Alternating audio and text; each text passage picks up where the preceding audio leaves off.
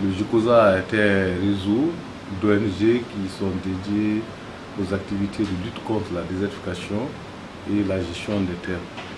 En fait, c'est un réseau de recherche-action qui est composé à peu près de 4 plateformes.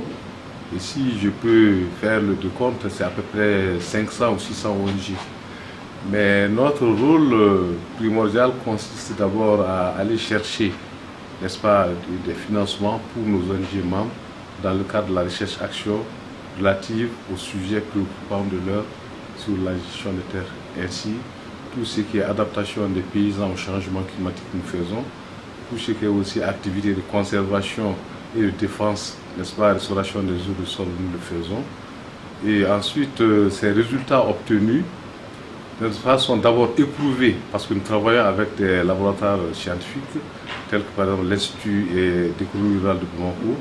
Et à cet institut, il y a le département laboratoire eau et sol qui nous aide beaucoup dans nos activités de recherche-action. Ce n'est qu'une fois après que nous avons mis au point une technologie qui a été testée, éprouvée, qu'elle est diffusée.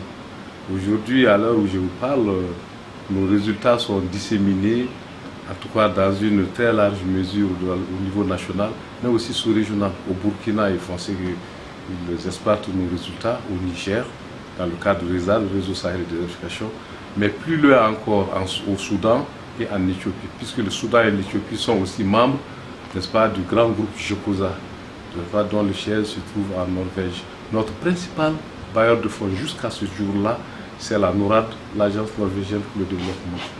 Récemment, pour la mise à échelle de nos résultats, l'Agence suédoise pour le développement international nous a appuyé à concurrence d'1,2 milliard millions de francs CFA pour la mise à l'échelle de nos résultats, n'est-ce pas, sur l'écoferme et l'établissement de culture. Il s'agissait d'apprendre aux paysans les techniques rapides de semences, de trempage de semences. Cette technique a pour effet, n'est-ce pas, de gagner sur le temps.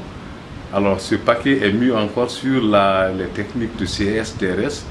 Donc c'est tout un couplage de technologies qui permet aux paysans, bon an, mal an, quelle que soit, n'est-ce pas, la quantité de pluie tombée, de faire quand même de très bonnes récoltes. Il y a cela. Et ensuite, nous occupons aussi des pasteurs et de tout ce qui concerne les problèmes des pasteurs. D'abord, par rapport à la décentralisation administrative, parce qu'aujourd'hui, l'accès des pasteurs au pâturage est très réglementé. Les collectivités ont obligation de mobilisation de ressources additionnelles et quelque part, les pasteurs doivent payer aussi quelques-unes de ces ressources-là. Alors ça pose un petit peu de problème au regard des pratiques traditionnelles, n'est-ce pas, du pastoralisme. Donc ça aussi, c'est un sujet aujourd'hui qui est vraiment d'actualité.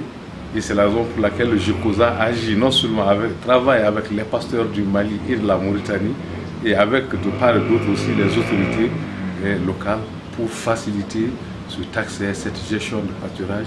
Aujourd'hui, nous sommes devenus comme un partenaire stratégique du ministère de l'Environnement, du ministère de l'Agriculture et quelque part aussi du ministère des Affaires étrangères du Mali.